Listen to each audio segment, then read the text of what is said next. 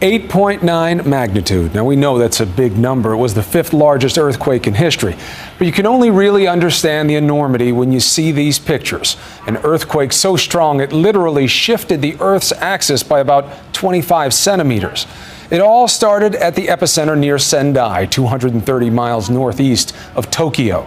Shock waves that gave birth to a massive tsunami that started 35 minutes later, Saigai, the Japanese word for disaster. That tsunami reached 23 feet high in some places, nearly twice the height of me standing on Chris's shoulders, for example. And that wall of water is primarily the cause of a death toll that is in the hundreds, but is certain to rise, with 88,000 people in Japan still unaccounted for. The tsunami is also what triggered so many fears in the U.S. today, as the entire West Coast and Hawaii went on alert. But tsunami alerts and warnings were not foolproof in Japan. The people there had little time to prepare, and even worse, few places to run. It has SOS. Helicopters, please land here. Today, Japan woke up to widespread devastation. It is hard to believe it's been just 24 hours since the most massive earthquake in recorded Japanese history. It began as a sunny Friday, much like many others. But at 2:46 in the afternoon, without warning, the earthquake struck. This is the diet session recorded earlier, right when the earthquake hit Tokyo. At first, the people that I work with here in Tokyo, it was normal for them. And shortly after that, it started to get scary. We are experiencing an earthquake. Oh, building with terrifying intensity. Everything is falling. Holy. As the quake rumbled across the country, school children ran in fear. Shocked supermarket shoppers tried to stay on their feet. Airport travelers dodged falling debris. And a TV crew setting up for an interview was suddenly interrupted. In Sendai, the city closest to the epicenter, books flew from shelves. Debris from buildings crashed to the ground as pedestrians ran for cover. Oh, God. 189 miles away in Tokyo, confusion and then panic. Kind of scary. Oh, this building's swaying across over here. Oh, scary moment. Below ground, an American working in Japan captures this dramatic video in the subway. This was somebody taking you by 2 hands and just shaking you constantly for a good 3-4 minutes and just wasn't stopping. I was amazed how long this thing was going. It just did not want to stop. All right, I'm gonna go under the desk. The quake lasts 5 agonizing minutes. When the earthquake hit at its strongest point, it was so significant that I couldn't stand up in my room. That's how much the building was moving at the height of the main quake that hit. And leaves Japan's capital city incapacitated. Trains stop, power is cut to 4 million buildings, phones are out.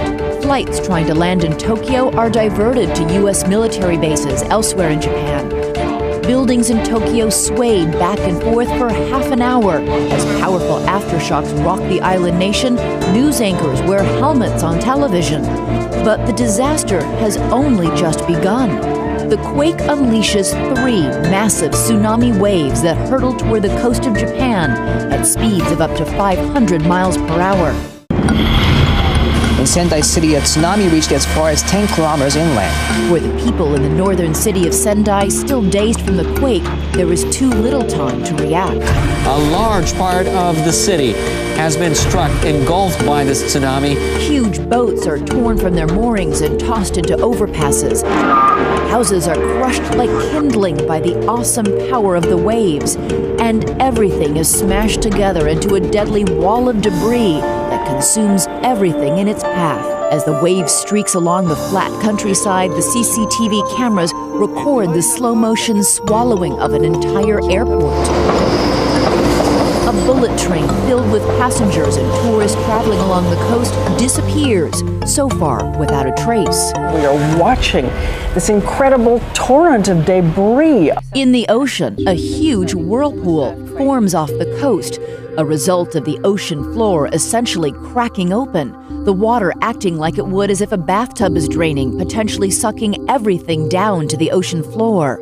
Miyagi police report that a boat with 81 people on board is missing. Please evacuate and take precautions. Japan is the only country in the world with an early detection system for earthquakes. It worked well by all reports, sending warnings across the country and allowing some factories time to shut down. Still, an oil refinery explodes. And that fire in an oil refinery completely under control, a large inferno. Perhaps most ominously, this nuclear plant on the coast of Fukushima is in a state of emergency when its backup generator fails, compromising its ability to keep its radioactive core cool. The reactor is only 170 miles northeast of Tokyo, even as Japan mobilizes a global realization that the giant wave is traveling east across the Pacific. So we don't know the height of the waves if and when they hit these islands. That is absolutely unbelievable. Here it comes again. And other countries begin to brace for impact. This is coming straight over the wall onto the main road. In the hours before, Honolulu police prepare for the worst, evacuating tens of thousands of people near the beach. In Hawaii, a series of waves 7 feet tall hits just after 8 a.m. Eastern, but fortunately does little damage. Crescent City, California, hit by a tsunami back in 1964, had a hard day today as well. An 8-foot wave came in, destroying the city docks and piers, doing millions of dollars in damage. Similar scenes in Santa Cruz, but nothing like the scenes of devastation in Japan. Late today came word that the missing ferry boat and its 81 passengers had been found. Rescuers have arrived via helicopter. But for Japan, the long journey back has only just begun. This woman who comes from Yokohama says she cannot reach her family and she's worried about them. Overnight, tens of thousands of people slept on the street in 37-degree weather or huddled in shelters, contending with over 100 frightening aftershocks. Aftershocks have been consistent. I have to easily say there's been over 30 throughout the day. This morning, rescuers fan across the country as survivors emerge, and fresh scenes of devastation and tragic human loss. A bridge snapped in half, people perched atop a shattered apartment building. Amazingly, with its strict building codes, Japan came through with much less damage than other countries would have suffered. And thank God for the way they build buildings here, because I may not be talking to you. A cautionary tale for those other nations in the deadly ring of fire. We're joined now by Akiko Fujita, our ABC News reporter in Tokyo. And now, Akiko, things have had some time. People have had some ability to get settled there through the day. What are you seeing? Well, we're still seeing plenty of gridlock out here. You can see all the cars just jammed. We're seeing this on many roads as people try to head out towards the disaster zone. Traffic not so bad away from it. In Tokyo, we are starting to slowly get back to normal. Some train lines back up and running. We see the street lights working, power running, and water running as well. So things slowly starting to get back to normal out here, but obviously the hardest hit area up north, not the case. And the fear of the unknown there must be tremendous. What are you hearing? What are people concerned about? Well, the biggest concern really is just the death toll. When you look at those images, massive waves just coming, crashing on shore yesterday, immediately after that earthquake hit, and you see those homes being washed away. You can imagine just what kind of damage that caused. People are getting out there today, and they are just concerned about what they could see. Death toll sure to rise in the days and weeks ahead. What do you know about the recovery effort and the ability to get supplies to the hardest hit areas? Well, the Japanese government has put, all hands on deck. Just thousands of people affected out there. They are trying to get people out there as soon as possible, but they also have to be mindful of their safety. A lot of structures out there very unstable.